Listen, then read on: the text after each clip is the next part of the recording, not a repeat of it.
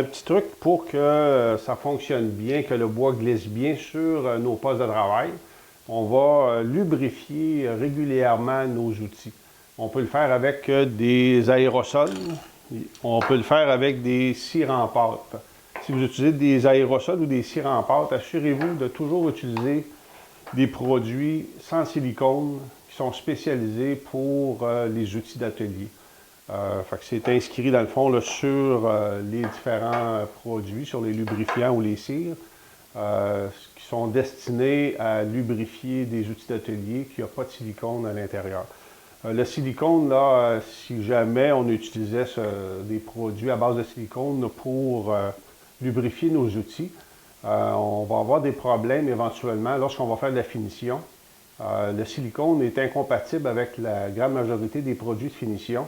Donc, si on a des résidus de silicone sur nos pièces de bois, on va toujours avoir des problèmes par la suite. On va avoir des marques là, sur nos pièces de bois lorsqu'on va appliquer des finitions.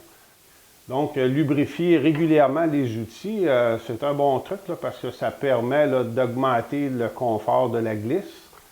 Puis, ça ajoute aussi là, en termes de précision, là, étant donné que nos outils là, vont glisser de façon beaucoup plus souple, ça va nous aider beaucoup là, à avoir plus de finesse là, dans nos mouvements lorsqu'on fait des coupes.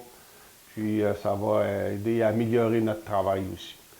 Fait qu'on va simplement appliquer, selon les recommandations de chacun des produits, on va appliquer les lubrifiants sur nos outils. On peut le faire sur le banti, sur la table à toupie, sur la dégauchisseuse, le planeur. Fait que tous nos outils métalliques, il n'y a aucun problème. Même les plateaux de bois, là, on peut les lubrifier très facilement. Comme ça, on va avoir un ensemble d'outils qui fonctionne vraiment très, très bien. Donc, pour appliquer les pâtes, entre autres, on va baisser nos lames pour éviter de se blesser. Puis, on va simplement venir avec un chiffon, mettre un peu de cire qu'on va appliquer sur notre outil. On va recouvrir l'ensemble de la surface. On n'a pas besoin d'en mettre très épais.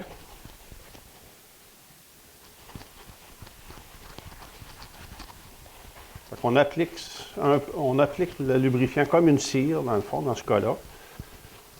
Puis, on va en mettre aussi dans les rainures. Ça va aider à une meilleure glisse de nos outils. Donc, je vais faire la même chose là, sur mes plateaux de coupe. On va venir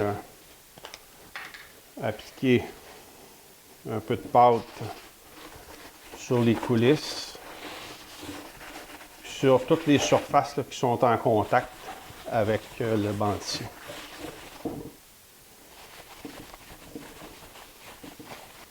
Donc, une fois que la cire est bien sèche, on va venir polir la surface.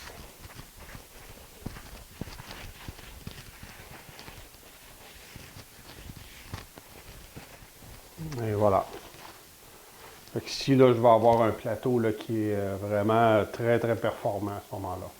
Fait qu'on fait la même chose là, sur tous nos accessoires.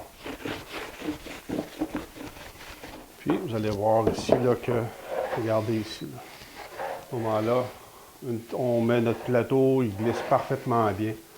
Donc, ça va être beaucoup plus précis, beaucoup plus confortable à travailler à ce moment-là.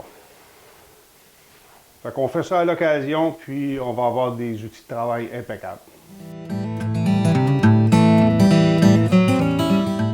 À travers nos cours en ligne, vous pouvez apprendre plusieurs techniques dans le travail du bois. Que ce soit pour vous initier ou apprendre à faire des coupes de précision, ou apprendre les techniques d'assemblage modernes ou traditionnelles, nos cours sont accessibles à tous.